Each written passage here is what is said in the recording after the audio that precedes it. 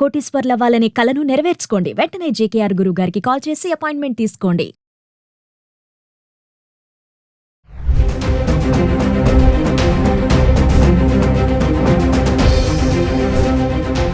నమస్తే, welcome back to Suman TV. ప్రస్తుతం మనతో పాటు ఉన్నారు consumers affairs committee chairman Mandadi Krishna Reddy గారు. నమస్తే సార్. నమస్తే అమ్మా. సార్, పహల్గామ్ అటాక్ చూసుకుంటే మామూలుగా పాకిస్తాన్లో ఉగ్రవాదానికి మద్దతు ఇవ్వడానికి సార్ ప్రపంచంలో కొన్ని దేశాలు ఉన్నాయి కదా, అందులో ఒకటి టర్కీ అంటారు. మరి ఇప్పుడు టర్కీకి ఈ వార్ వస్తున్న సందర్భంలో టర్కీ నుంచి హెల్ప్ అడుగుతుంది పాకిస్తాన్. మరి దీన్ని ఎలా చూడొచ్చు అంటారు? ఏంటి అసలు అది? పహల్గామ్ విషాదం భారతదేశానికి కన్నీరును, బాధని, కష్టాన్ని, దుఃఖాన్ని మిగిల్చిపోయిందని చెప్పక తప్పదు. ఊచకోత కోసారు దాదాపుగా 25-30 మందిని. వాళ్ళ మతం ఏమిటని అడిగి మరీ చంపేసినటువంటి దుర్ఘటన మనకు కనబడింది. దీనికి గాను భారతదేశం వెంటనే రియాక్ట్ అయింది. ఒకటి,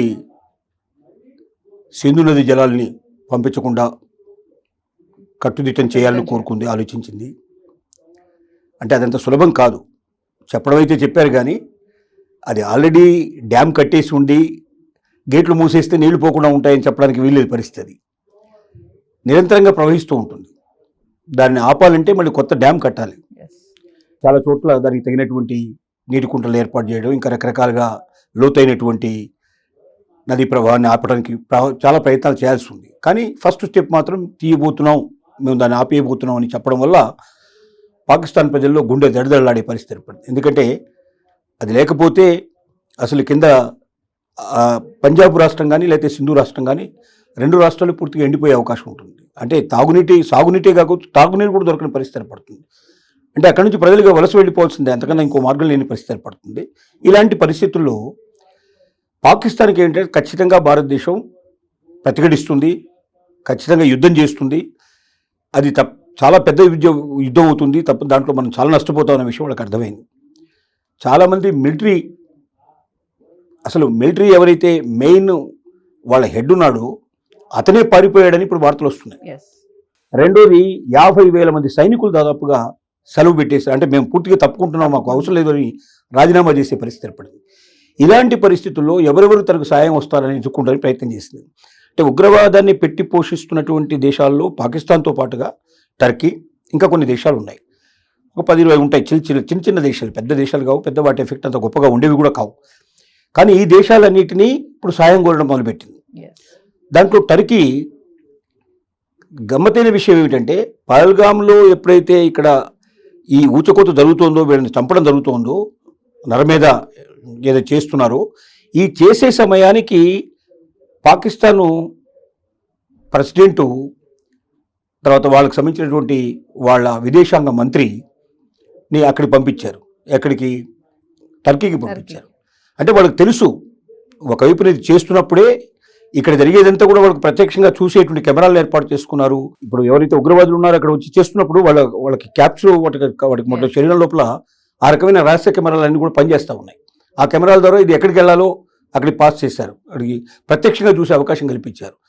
అంటే దీని రియాక్షన్ ఎట్లా ఉంటుందో కూడా కొంతవరకు వాళ్ళకి అర్థమైంది. అంటే ఒకవైపున పహల్గామ్లో ఇది జరుగుతున్నప్పుడే టర్కీలో ఉన్నారు, డిస్కస్ చేస్తున్నారు దీని గురించి. అంటే వాళ్ళకి ఎంత అడ్వాన్స్గా దీన్ని చేశారంటే, వాళ్ళు చేశారనే విషయం వాళ్ళకి స్పష్టంగా తెలుసు, వాళ్ళే దీన్ని నడిపించారనే విషయం తెలుసు. ఓకే, ఇది జరిగిపోయిన తర్వాత టర్కీని కోరారు. టర్కీ ఏం చేసిందంటే C-320 అనేటువంటి విమానాల్లో, యుద్ధ విమానాలు అవి, దాంట్లోపల ఎక్కువగా రవాణాకు ఉపయోగిస్తారు వాటిని, పెద్ద పెద్ద విమానాలు అవి. దాంట్లో ఇంధనం చాలా ఎక్కువగా పంపించారు. దాంతోపాటుగా కొన్ని ఆయుధాలను కూడా పంపించారు. ఇంధన కొరత చాలా ఉంది పాకిస్తాన్కి. ఎక్కువ టైం యుద్ధం చేయగలిగే పరిస్థితి లేదు, ఇంధనం అంత లేదు వాళ్ళకి. ఇంధనం దిగుమతి చేసుకోవాలంటే మళ్ళీ వేరే దేశాల నుంచి దిగుమతి చేసుకోవాల్సింది. అంటే విమానాలకు వాడేటువంటి ఇంధనం వేరు, మనం మామూలుగా వాడేటువంటి ఇంధనం వేరు. మన పెట్రోల్ కొట్టించి కూడా మనం మామూలుగా మన వెహికల్స్లో, వాటిలో 2 వీలర్స్ కానీ 4 వీలర్స్లో కొట్టుకున్నట్టు వెహికల్కి కనీసం కొన్ని 100 సార్లు దాన్ని ప్యూరిఫై చేస్తారు. అంత ప్యూరిఫికేషన్తో ఉండేటువంటిది మాత్రమే యుద్ధ విమానాల్లో వాడతారు. అంటే ఏ మాత్రం కూడా దాంట్లో తేడా రాకుండా ఉండాలి, అలాంటి మాత్రమే యుద్ధ విమానాలు పనిచేస్తాయి. కాబట్టి అలాంటి యుద్ధ విమానాలు పనికొచ్చేటువంటి ఫ్యూయల్ని టర్కీ నుంచి కొంత తెచ్చిపెట్టుకున్నారు. ఇవన్నీ ఏంటంటే భారతదేశాన్ని భయపెట్టడానికి చేసే పనులు. వాస్తవంగా వీటి వల్ల ఏమీ కాదు. టర్కీ లాంటి చిన్న దేశాలు ఏదో చేసినంత మాత్రంలో ఏం కావు. అయితే టర్కీ హామీ ఇచ్చింది, మేము మీకు సహాయం చేస్తాం పూర్తిగా అని చెప్పింది. టర్కీ లాంటి ఇంకా కొన్ని దేశాలు కూడా ఉన్నాయి, దాని గురించి ప్రయత్నం చేస్తారు. చైనా ఒకటి ఇప్పుడు మనకు కొద్ది ఇబ్బంది కలిగించేటువంటి దేశం. చైనా ఆర్థికంగా బలమైన దేశం, దాంతోపాటుగా వాళ్ళకి యుద్ధ సామగ్రి కానీ, యుద్ధ ట్యాంకులు కానీ, యుద్ధ నైపుణ్యం కానీ మనకన్నా చాలా రెట్లు పెద్దది. ఇంతకుముందే ఒకసారి మనం చైనా యుద్ధం జరిగినప్పుడు మనం కొంత భౌగోళికంగా నష్టపోయినాం. హిమాచల్ ప్రదేశ్ లోపల కొంత భాగాన్ని కూడా మనం నష్టపోయాం. పాకిస్తాన్తో జరిగిన ఏ యుద్ధంలో మనం పెద్దగా నష్టపోయింది లేదు. మొట్టమొదటి యుద్ధంలోనే మనం ఇప్పుడు ఏదైతే పాక్ ఆక్రమిత కాశ్మీర్ ఉందో అంతవరకు మనం పోగొట్టుకున్నాం తప్ప, ఆ తర్వాత అన్నింటిలో మనం గెయిన్ అయ్యాం. వాళ్ళ బంగ్లాదేశ్ను వేరు చేయగలిగాం. ఇంకా కార్గిల్ యుద్ధంలో కూడా మనం అప్రతిఘటంగా బ్రహ్మాండమైన విజయం సాధించాం. కానీ చైనాతో మాత్రం ఒకే ఒక యుద్ధం జరిగింది మనకు. ఆ యుద్ధంలో మాత్రం మనం ఓడిపోయాం. ఒక రకంగా చెప్పాలంటే హిమాచల్ ప్రదేశ్లో చాలా భాగాన్ని మనం పోగొట్టుకున్నాం. టిబెట్ ప్రాంతం అంతా మనకే ఉండేది అప్పుడు. ఇప్పుడు టిబెట్ అంతా వాళ్ళ కిందకి వెళ్ళిపోయింది. హిమాచల్ ప్రదేశ్లో సగం భాగం దానికి వెళ్ళిపోయింది. మనకు చాలా నష్టం వచ్చింది దానివల్ల. ఇప్పుడు చైనా ఏం చేస్తుందంటే డైరెక్ట్గా సాయం చేయదు. ఎందుకంటే ప్రపంచ దేశాలన్నీ కూడా మళ్ళీ లేకపోతే మన అమెరికా వెంటనే చైనా ఒకవేళ ఇటువైపు అయినా సాయం చేసింటే అమెరికా వెంటనే మన దగ్గరికి వచ్చేస్తుంది. పూర్తిగా వాళ్ళు డైరెక్ట్గా మనకు సాయం చేసే అవకాశాలు ఉంటాయి. కాబట్టి ఇండైరెక్ట్గా ఏం చేయగలరు, ఎలా వాళ్ళని సాయం చేయగలుగుతారు అనేటువంటి ఉద్దేశం వాళ్ళకు ఉంది. భారతదేశం గెలిస్తే చైనాకు చాలా దెబ్బ. అంటే ఇప్పుడు ప్రపంచ దేశాల్లో పోటీ పడుతున్న దేశం లోపల భారతదేశం చాలా అగ్రగామిగా ఉంది. అమెరికా తర్వాత, రష్యా తర్వాత, చైనా తర్వాత మనకు ఇటువైపు తీసుకున్నట్టయితే యూరోపియన్ కంట్రీస్ తర్వాత నెక్స్ట్ ప్లేస్లో మనం భారతదేశం 5వ ప్లేస్లో ఉంది. 5వ ప్లేస్ నుంచి ఇప్పుడు 3వ ప్లేస్కి వెళ్ళడానికి మనం ప్రయత్నం చేస్తున్నాం. 3వ ప్లేస్ నుంచి 1వ ప్లేస్ కూడా రావడానికి మనకు అవకాశాలు ఉన్నాయి కొన్నాళ్లలో. ఇప్పుడు కాకపోయినప్పటికీ ఇంకొక 10 ఏళ్ళు, 15 ఏళ్ళు, 20 ఏళ్ళలో భారతదేశం 1947 లోపల, 2047 లోపల నెంబర్ 1 ప్లేస్ చేరే అవకాశాలు పుష్కలంగా ఉన్నాయి. కాబట్టి ఇప్పుడు టర్కీతో ఏం చేశారంటే పాకిస్తాన్ వాళ్ళు ఒప్పందంలాగా చేసుకొని యుద్ధంలో మీరు తప్పనిసరిగా సాయం చేయాలని కోరారు.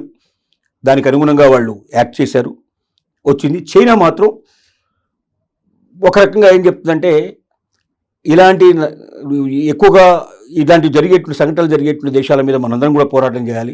పాకిస్తాన్ కూడా ఆ రకంగా నష్టపోయింది. ఎందుకంటే ఆఫ్ఘనిస్తాన్ నుంచి ముఖ్యంగా రకరకాల పద్ధతుల్లో వాళ్ళ మీద దాడులు జరుగుతున్నాయి. కాబట్టి దాన్ని నిరోధించడానికి పాకిస్తాన్కు మేము అండగా ఉంటాం, సాయం చేస్తాం. భారతదేశానికి వ్యతిరేకంగా చెప్పట్లే, పాకిస్తాన్ అండగా ఉంటాం అనేట్టుగా మాట వాళ్ళతో అనిపించే ప్రయత్నం జరుగుతోంది. చిలకని కూడా ఒకరు ఉంటారంటే డైరెక్ట్గా చెప్పరు కానీ ఇండైరెక్ట్గా చెప్తూ ఉంటారంటూ. ఇది మొదటి నుంచి చైనాకున్న అలవాటు ఇది. కానీ చైనా మాత్రం డైరెక్ట్గా పార్టిసిపేట్ చేయదు. చేస్తే మాత్రం చాలా దెబ్బతింటుంది. దాన్ని కూడా కొట్టేందుకు మిగతా దేశాలు చదువుతాయి. ఏదేమైనప్పటికీ పాకిస్తాను భయపడుతోంది. చాలా పాకిస్తాన్లో ప్రజలు చాలా భయపడతా ఉన్నారు. సైన్యమే 50,000 మంది ఉద్యోగాలు వదిలిపెట్టిపోయారంటే మేము చచ్చిపోతాం, చావడం కన్నా బతుకుంటే ఏదో రకం పని చేసుకుని బతుకొచ్చారు ఉద్దేశంతో వదిలేస్తున్నారు. సైనికాధికారి జాడ లేకుండా పోయినాడు, అతను జాడలు తెలియట్లేదు, 10 రోజుల నుంచి మాయమైనాడు. ఆ సంఘటన జరిగిన తర్వాత నెక్స్ట్ డే నుంచి అతను కనపట్టలేదు. అతను అక్కడ ఉన్నాడా, దేశం విడిచి పారిపోయాడా, అతని కుటుంబ సభ్యులు కూడా పంపించారని చెప్పి వార్తలు వదంతులు వస్తున్నాయి. సో ఇలాంటి పరిస్థితుల్లో పాకిస్తాన్ ఎప్పటికీ భారతదేశం ముందర నిలబడలేదు. పాకిస్తాన్తో యుద్ధం చేయగలిగే శక్తి సామర్థ్యాలు లేవు దానికి. మన దాంట్లో మనం 70 బిలియన్ల కన్నా ఎక్కువగా మనం ఖర్చు పెడుతున్నాం ప్రతి సంవత్సరం. వాళ్ళు 6-7 బిలియన్ లోపలే ఉంది వాళ్ళకి సంబంధించినట్లు మొత్తం కంప్లీట్గా. అలాగే సైనిక పాఠం తీసుకున్నా, ఏది తీసుకున్నా కనీసం సగానికి కూడా లేదు వాళ్ళది. ఎట్టి పరిస్థితుల్లో పాకిస్తాన్ భారతదేశం మీద విజయం సాధించే అవకాశమే లేదు. నిజంగా భారతదేశం ఈసారి కొట్టడం మొదలు పెడితే పాకిస్తాన్ 3-4 ముక్కలు చేసేస్తుంది కంప్లీట్గా. ఆక్రమిత కాశ్మీర్ మనం తీసేసుకుంటాం. అలాగే వాళ్ళు అక్కడ బెలూచిస్తాన్లో ఇప్పుడు జరుగుతున్నటువంటి సంఘటనలో బెలూచిస్తాన్ సపరేట్ అయిపోతుంది, పంజాబ్ సపరేట్ అయిపోయే అవకాశం ఉంది, సింధు సపరేట్ అయ్యే అవకాశం ఉంది, మిగిలేది చిన్న ముక్క మాత్రం మిగిలిపోయే అవకాశం ఉంది. ఈ విషయం తెలుసు కాబట్టి బయటికి మాత్రం విపరీతమైనటువంటి ఏదో జలకిచ్చేట్టుగా, మనల్ని భయపెట్టేట్టుగా మాకు టర్కీ అండ ఉంది, మాకు చైనా అండ ఉందని చెప్పుకోవడానికి ప్రయత్నం చేస్తూ ఉన్నారు. కానీ ఇవి అంతర్జాతీయంగా అంత సులభంగా ఒక దేశం ఇంకో దేశం మీద దండెత్తడానికి రాదు. వస్తే పాకిస్తాన్ మీద భారతదేశం వెళ్ళడానికి కావాల్సినంత చరిత్ర ఉంది. ఎన్నోసార్లు వాళ్ళు మనల్ని అనేక సంఘటనల్లో 10 మందిని, 25 మందిని, 30 మందిని, 50 మందిని, 70 మందిని ఊచకొతకొచ్చింది. మనకు బాంబే మీద జరిగినటువంటి దాడిలో, తాజ్ హోటల్ మీద జరిగిన దాడి లోపల 166 మంది చనిపోయారు. ఇలాంటి చరిత్ర, రక్తసిక్తమైనటువంటి చరిత్ర ఉంది. కాబట్టి భారతదేశం పాకిస్తాన్ మీద దాడి చేయడంలో ప్రపంచ దేశాలు ఎవ్వరు కూడా ప్రతిఘటించే అవకాశం, ఎక్సెప్ట్ చిన్న దేశాలు ఏవైతే ఉన్నాయో వాళ్ళకి చెంచాలుగా ఉండేటువంటి చిన్న దేశాలు తప్ప మేజర్ దేశాలు ఏవి కూడా వ్యతిరేకించే అవకాశం లేదు, అసలు అడ్డుపడవు. అమెరికా ఆల్రెడీ చెప్పేసింది భారతదేశం పాకిస్తాన్ రెండింటి మధ్యలో మేము తలదూర్చాం. కానీ వీలైనంత వరకు ఇద్దరు కూడా స్నేహపూర్వకంగా ఉండే ప్రయత్నం చేయడం మంచిదని మేము చెప్తాం తప్ప ఏ సంఘటన లోపల మేము భారతదేశానికి ఏ రకమైన సలహా మనం ఇవ్వలేము. మేము ఇద్దరి మధ్యలో కూడా వెళ్ళడానికి మేము సిద్ధంగా లేవు అని చెప్పేసింది. రష్యా అయితే తెగించి చెప్పేసింది, నువ్వు ఒకవేళ వెళితే చితికిపోతావు, పాకిస్తాన్కి చెప్పింది, హెచ్చరిక చేసింది. ఊచకోత కోసేస్తారు, అసలు నువ్వంటూ ఉండవు, అసలు పాకిస్తాన్ అస్తిత్వం లేకుండా పోతుంది అనేటువంటి విషయం కూడా రష్యా చెప్పేసింది. అంటే మనకు ఫుల్ సపోర్ట్ ఇవన్నీ జరుగుతూ ఉన్నాయి. కాబట్టి టర్కీకి జరిగినటువంటి విషయం గురించి మనం పెద్దగా ఆందోళన పడాల్సిన అవసరం లేదు. టర్కీ అనేటువంటిది చిన్న దేశం, అంత పెద్దగా ఆందోళన చిక్కేది అంటే టర్కీ సాయం చేస్తుంది కదా, ఏదో పాకిస్తాన్ సాధించేటువంటి అవకాశం లేదు. ఒక దేశానికి ఒక చిన్న దేశానికి ఇంకోటి కాస్త యాడ్ అయిపోతుంది, అంతకన్నా ఏం జరగదు.